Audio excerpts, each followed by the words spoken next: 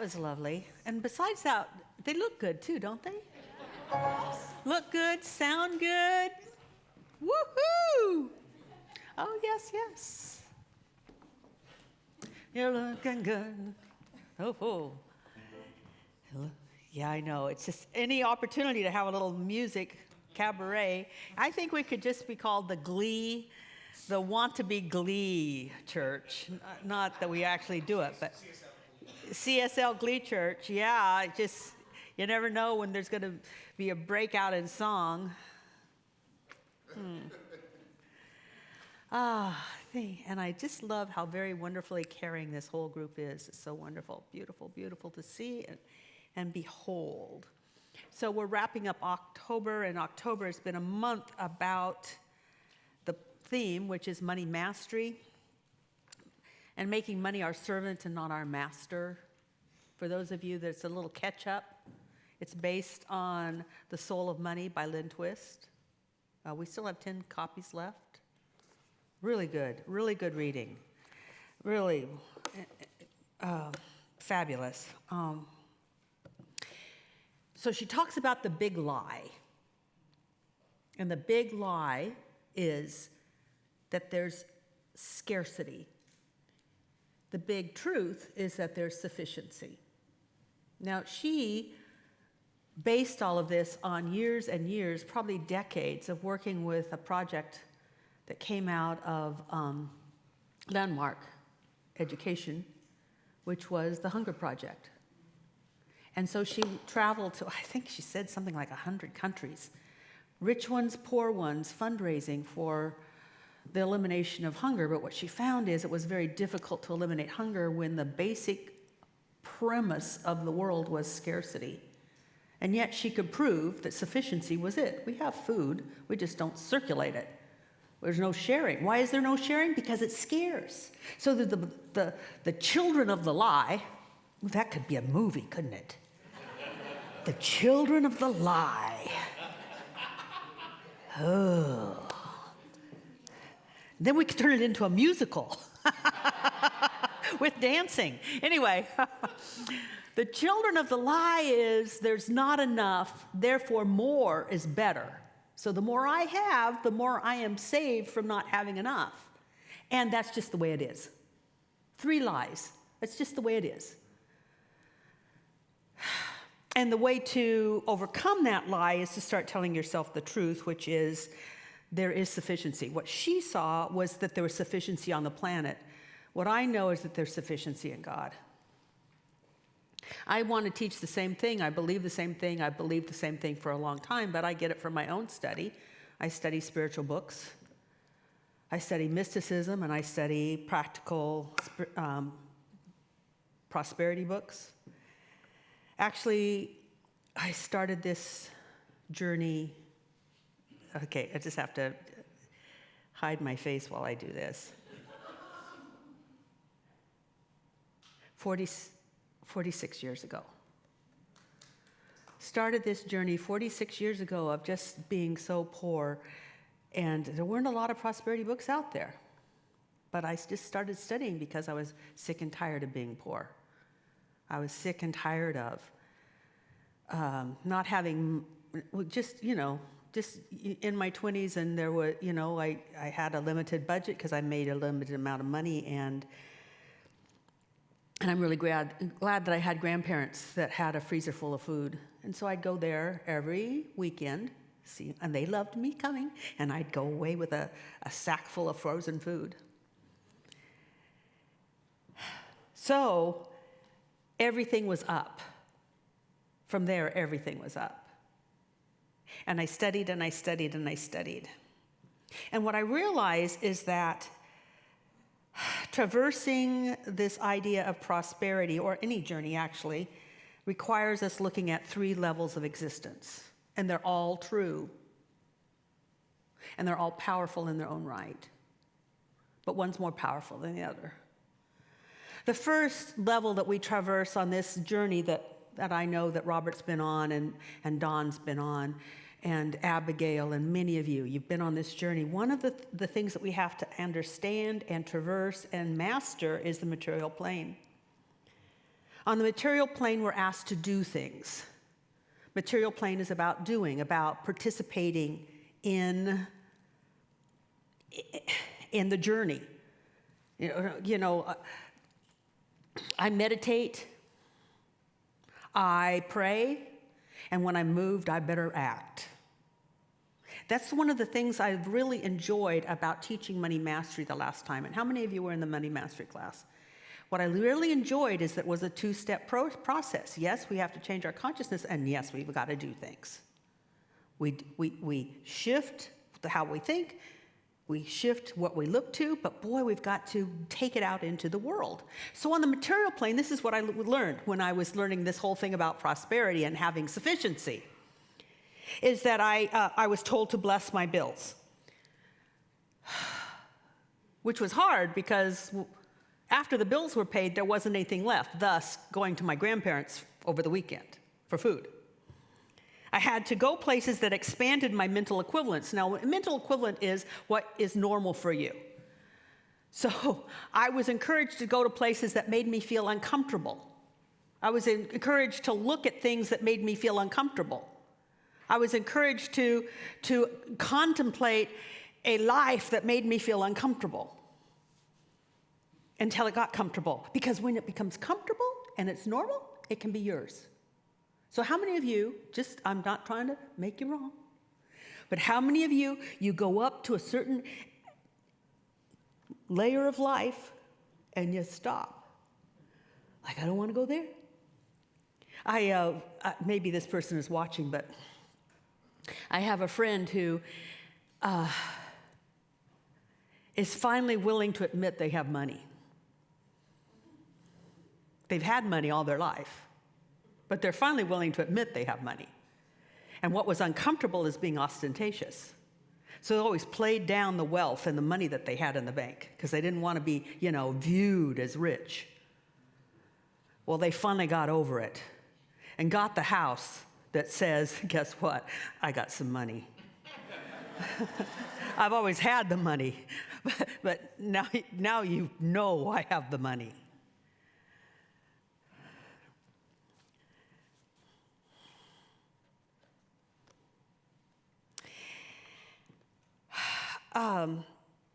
I was told to save. I was told to invest. Those are things that you do on the material plane. And then I was told to also shift my consciousness by changing my thought. Change your thinking, change your life. I'm not so sure that's really true. I think it's actually change your hair. And Abigail's going to get it till she gets it right, When that consciousness finally hits, we'll know, because we will know what color she'll be on any given Sunday.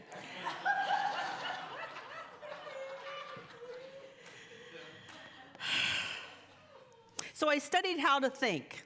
Metaphysical books out there are full of ways to have you think a certain way. And they're good at it. Some of them are broad in concept, such as books by, the classic is Prosperity by Charles Fillmore, based on the works of Emma Curtis Hopkins, but so. And then there's a really wonderful book, for those of you that like the more scientific approach, there's Deepak Chopra.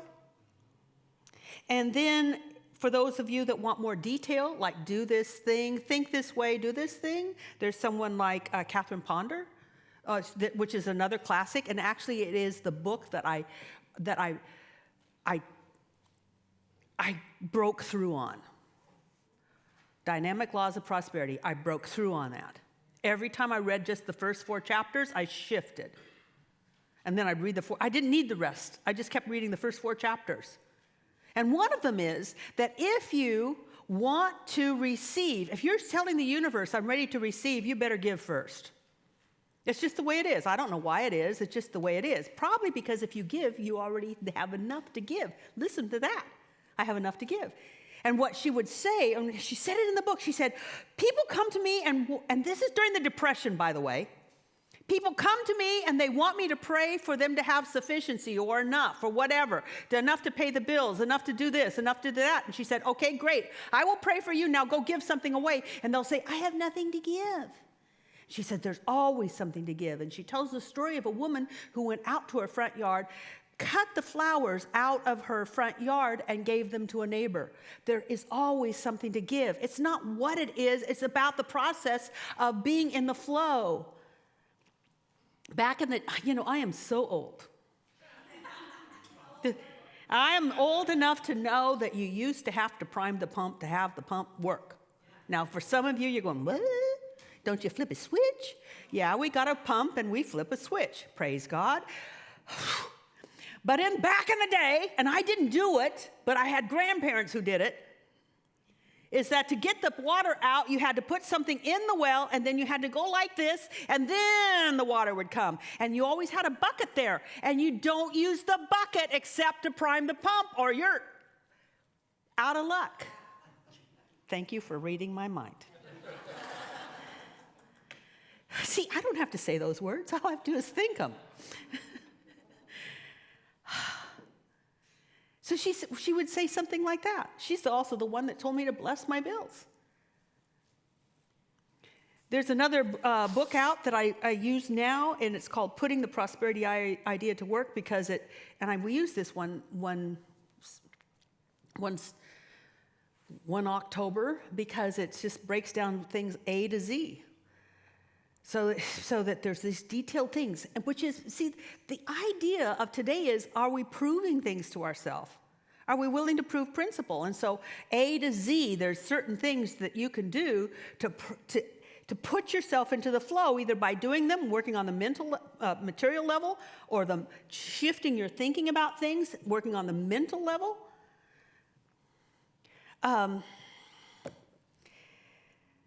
So here's an amazing idea, working on the pure mental level. This comes from Charles Fillmore, which also comes from, of course, Emma Curtis Hopkins. And that is, which also came from Jesus. I'm sorry. Let's really give credit where credit is due. Forgive us our debts as we forgive our debtors. Meaning, what do we hold against people? Forgive them. So what was written in the more mystical terms is, as you forgive others, debts will be easier to pay off. And I've watched people prove this principle. I've watched them. I've had to do it myself. There's something, now that doesn't make sense, does it? See, a lot of spiritual principles don't make sense. But it's something you can do mentally. I forgive you, I forgive you, I forgive you, I forgive you, I forgive you. And then there's levels of forgiveness. Some people are harder to forgive. Yay! Start out with the little ones then. The little gritches. I mean, how many of you have somebody that just sort of like is on the chalkboard to you? Yeah, they're not bad. They just sort of make you start there and then work up to the ones that really did you wrong. And the more you forgive, I don't know why it works. I don't know why it works. But it works. That as you hold nothing against anyone else, you are opening that. Do you see how this just would block the flow of good? You holding people out blocks also the good? It's weird. It doesn't make sense. But it works. Exciting. Exciting. Also, Karen Schiller has a getting out of debt class that she'll be having the first of the year, so check with her about that one. So many wonderful, weird things, like it kind of works if you work it, as Johnny Coleman would say. So I worked it, and I worked it, and I worked it, and I worked it. But here's the thing about working it. It is an ongoing process. And then I found a simpler way. I'm working now on the spiritual level, the level of not working. Because the highest working law is the law to know there's nothing to do. Why? Because when you start just contemplating and focusing on, and I know this is what Robert does, focusing on just the connection. I just want to connect. Here's all my shit. I said it. Okay. And I really don't know how to work with it. And I've been working with it, but the shit still shows up. Have you noticed that sometimes you're doing something and the stuff still shows up? And how many of you thought, the universe is testing me? Stop it. There is no test. It's just you still doing you. It's just you with all of your thoughts still doing you, and then being proud of yourself that you overcame the obstacle you put in front of yourself. Yeah. Oh, goody. No, just look up. It's like, here's all my stuff, and I'm just so tired. And there's something that says, oh, my beloved son and daughter and person and creation, in whom I'm well pleased. I spread before thee a banquet, that you may have a life abundant. Something weird starts to happen. That was actually one of the things that we talked about in Money Mastery is look up. And those thoughts that were creating the obstacles, because there is a sequence of events. Mental blocks will create material obstacles. The idea that you're not loved will create people that don't love you. Your idea that nobody likes me will create people that really don't like you. Your idea that I never do well at a job and my boss doesn't understand me will create a lineup of bosses, one after the other. And every time you get a new job or a new boss, you go, this is going to be great. And they turn out to be the same old one. Why? Because it's in your head. And how many of you then trying to find the thought? If I just knew the thought, I could get rid of the thought. And you go soul splunking inside your mind to find that damn thought.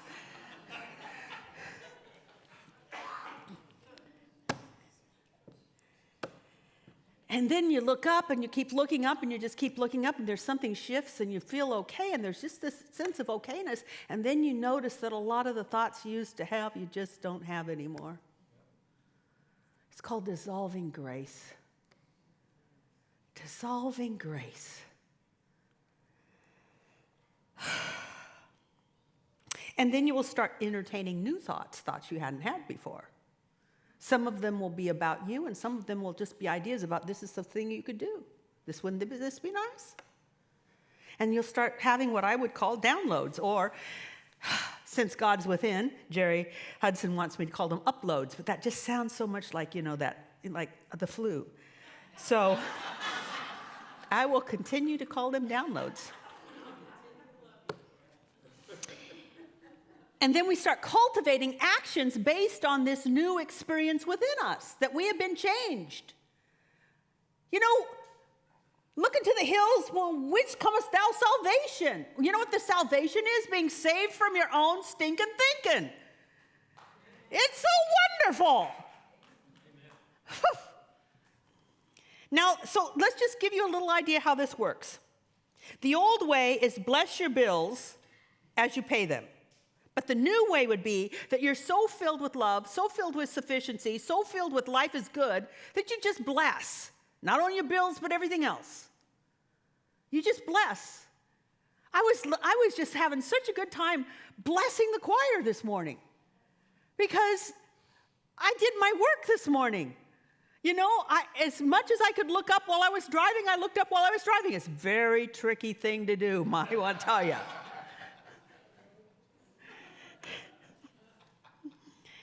Blessings cultivate the consciousness of sufficiency so that we can actually say what it says on money, which is in God we trust.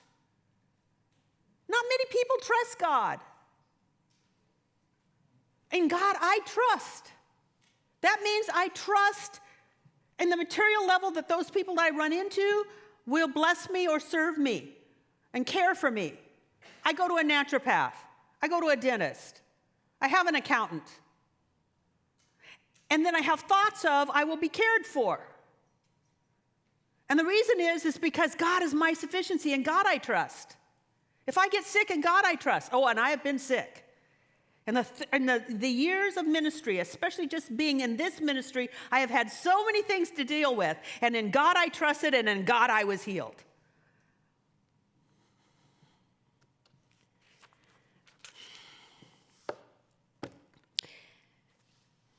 So God, I trust, spills over into every single area of our life. Another woman that I don't see here, and I don't think I didn't ask her permission to talk about her, so I won't use her name, but she trusted God, and I could tell that woman filling up and spilling over.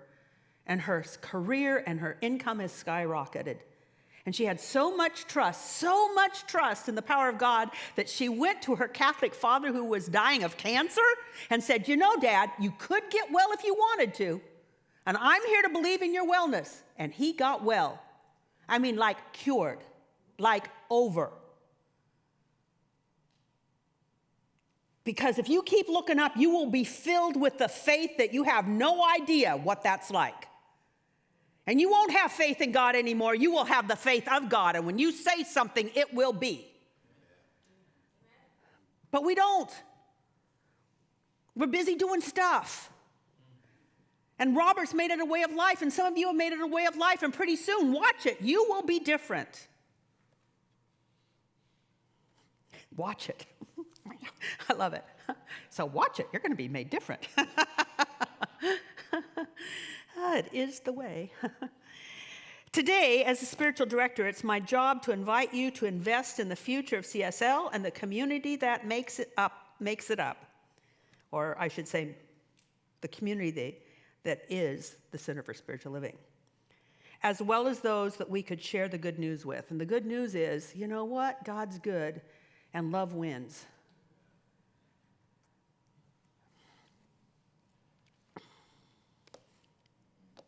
On the material level, even Jesus said, render unto Caesar what is Caesar's. And so we would love your material gift because we have material needs. We just have material needs. It's just crazy to think we don't. We are without debt. Seems like we've forgiven a lot of people. There were people to forgive. But we also have buildings. They're old buildings, and they cry out. They cry out to be refurbished. And we have dreams of the future. Material dreams of the future. We want to expand our ability to have really elegant hybrid classes. That's a possibility, but it's going to take investment. We want to expand our ability to serve our younger generation. And that, too, is going to take a lot of creativity and a lot of ways of doing things differently. And actually, I got a download about it just as I was driving in. I thought, oh, my gosh, yes, that's it. Yeah, I know. You keep looking up. We also want to do more pop-up workshops to address spiritual human needs and aspirations. And I also have a download for that. To just like, here, this is for you and this is for you. Because people have individual needs. We're not all the same all the time. And we also need to provide raises for our staff because inflation is hitting us. And they haven't had raises in, I think, 5 or 6 years.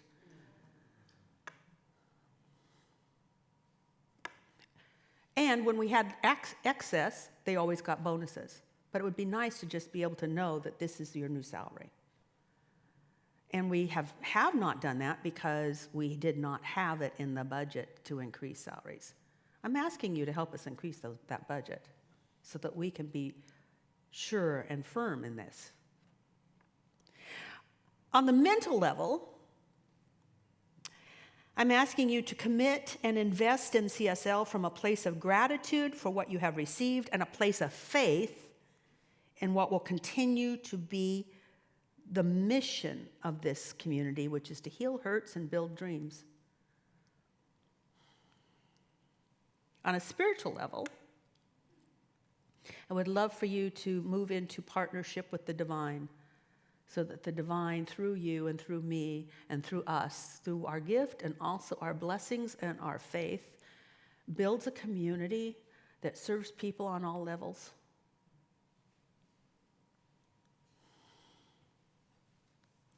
To give is a spiritual practice of overflowing faith in the sufficiency of good in all things and in all ways.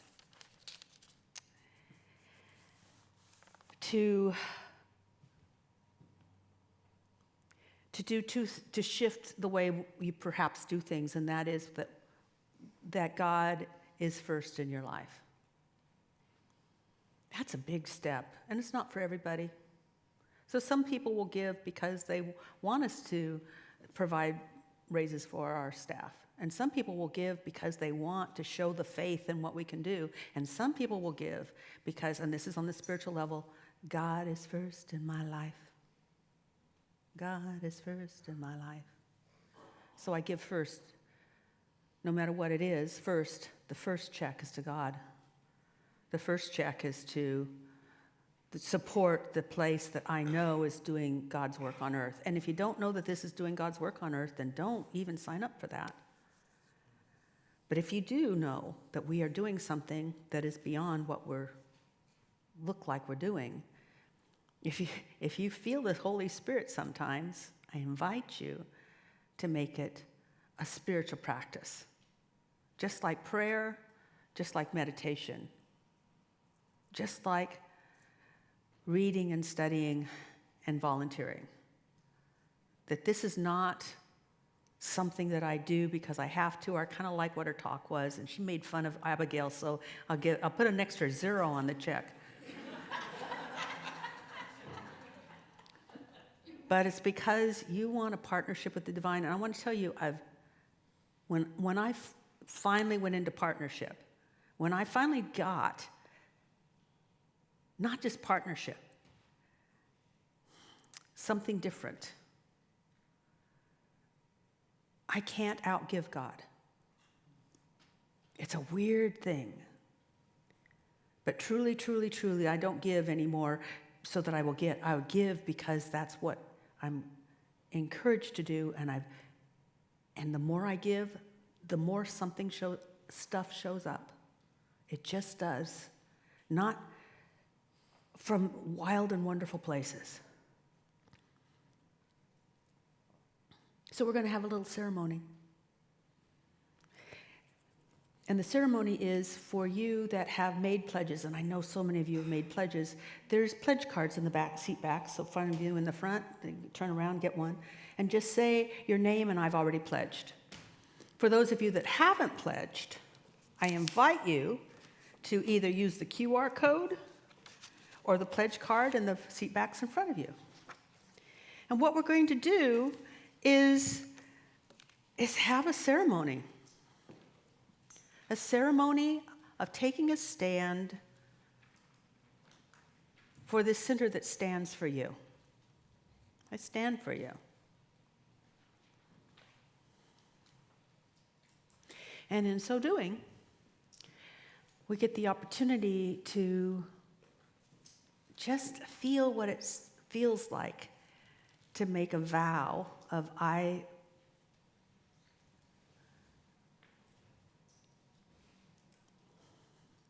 I'm willing to be a part of this.